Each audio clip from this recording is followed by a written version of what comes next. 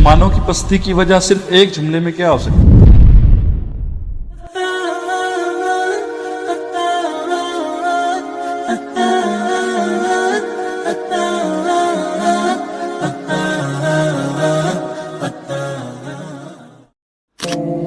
مسلمانوں کی پستی کی وجہ صرف ایک جملے میں کیا ہو سکتی ہے؟ قرآن سے دوری، بس۔ صحیح مسلم میں حدیث ہے، حضرت عمر کہتے ہیں کہ نبی علیہ السلام کو میں نے خود ممبر پہ یہ بات کہتے ہوئے سنی تھی کہ اللہ تعالیٰ اس کتاب کی وجہ سے لوگوں کو عروج دے گا، قوموں کو، اور اس کتاب کی وجہ سے زوال دے گا۔ کتاب کو چھوڑ، سورہ فرقان میں آتا ہے نا کہ آیت نمبر 30 میں کہ قیامت دن نبی علیہ السلام شکایت کریں گے، وقال الرسول یا ربی ان قوم اتخذوا ھذا القرآن مہجورا، اے اللہ میری قوم نے قرآن کو پشت کے پیچھے ڈال دیا تھا۔ قرآن سے دوری اصل وجہ ہے، اسی کو ڈاکٹر اقبال نے شعر میں کہا ہے نا، وہ زمانے میں معزز تھے مسلمان ہو کر اور تم خار ہوئے تارک قرآن ہو کر۔ قرآن کو چھوڑنے کا مطلب یہ نہیں کہ قرآن کی تلاوت چھوڑ دی ہے، قرآن کی تلاوت تو ماشاءاللہ یہ اتنی کر رہے ہیں جتنی صحابہ نے بھی نہیں کی ہوئی۔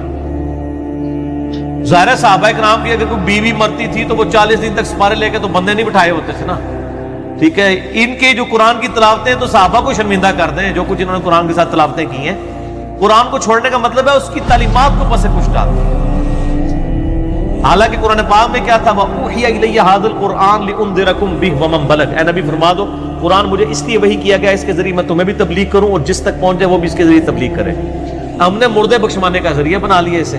حالانکہ اس طریقے سے کوئی بخشش نہیں ہونی ہے جب تک ایک بندے نے پوری زندگی قرآن کھول کے نہیں پڑھا اس میں لکھا کیا ہوا ہے، اس کے مرنے پہ آپ 40 حافظ قرآن لا کے اس پہ سپارے پڑھواتے رہیں گے تو اسے کیا فائدہ ہونا ہے؟ تو مسلمانوں کی پستی کی ایک وجہ ون لائن میں اگر بیان کی جائے تو وہ یہ ہے کہ مسلمانوں نے قرآن کو پیٹ کے پیچھے ڈالا، بس قرآن کو چھوڑ۔ آج قرآن کو پکڑ لیں، اور جو غدیر خم پہ حدیث ہے صحیح مسلم میں اوپر تلے 4 حدیثیں ہیں 6225 سے 6228 تک، اپنی وفات سے تقریباً 2-2.5 مہینے پہلے خطبہ دیا آپ صلی اللہ علیہ وآلہ وسلم، فرمایا آگاہ ہو جو میں بھی ایک انسان ہوں، قریب ہے کہ اللہ کا قاصد یعنی موت کا فرشتہ میرے پاس آئے اور میں اس کی دعوت کو قبول کر لوں۔ میں اپنے بعد تم میں 2 چیزیں چھوڑ کے جا رہا ہوں بھاری، ان میں سے پہلی چیز اللہ کی کتاب ہے،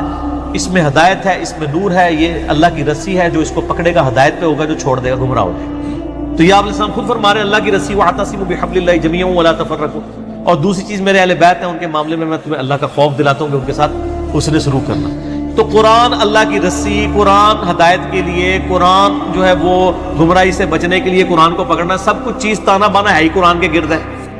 قرآن کو پسے کچھ ڈال دیا تو ون لائن جرم مسلمانوں کا، اور یہ جرم اجتماعی جرم ہے،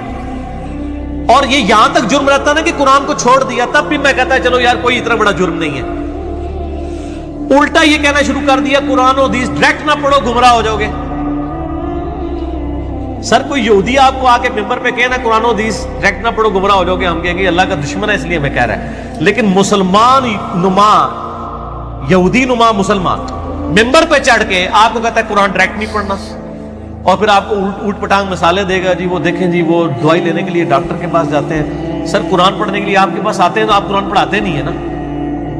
آپ قرآن کیا پڑھاتے ہیں، نہ اس کا ترجمہ پڑھاتے ہیں، آپ بزرگوں کی تفسیر تھما دیتے ہیں۔ قرآن پڑھائیں نا کیا لکھا ہوا ہے، سورہ قرآن کس منہ سے پڑھائیں گے؟ قرآن میں تو پہلے صفحے پہ آ رہا ہے ایاک نعبد و ایاک نستعین،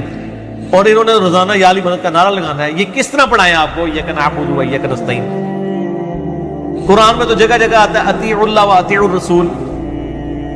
تو ظاہر ہے جو بار بار یہ پڑھے گا وہ تو بار بار یہ کہے گا نا کہ آپ مجھے یہ نہ بتائیں کہ فلاں بزرگ فرماتے ہیں، فلاں مفتی صاحب کا فتویٰ ہے، مجھے بتائیں اللہ اور اس کا رسول کیا کہتا ہے، تو دماغ خراب ہو جائے گا۔ اچھا ہے سیانے جی، انہوں کو پتہ ہے کہ یہ کام خراب ہو جانا ہے، کر رہے ویسے ٹھیک ہو تسی، دنیاوی اعتبار سے بالکل ٹھیک کر رہے ہیں کہ قرآن حدیث پڑھنے سے بندہ ان کے مسلک پہ نہیں رہے گا، ہاں مسلمان بن جائے گا، ان کے مسلک کا بندہ نہیں بنے گا، بندے کا پتر بن جائے گا،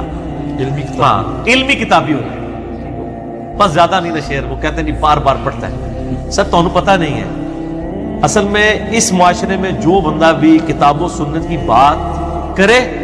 اس پہ پہلا انہوں نے فتویٰ لگانا ہوتا ہے کہ کوئی نیا فرقہ لانچ ہو گیا، یہ وابی ہو گیا، یہ فلاں ہے، اس لیے ہم خود ہی اعلان کر رہے ہیں۔ کوئی وابی تو کبھی نہیں کہے گا میں وابی نہیں ہوں، کہ نہ میں وابی نہ میں بابی، میں ہوں مسلم علمی کتابی نا۔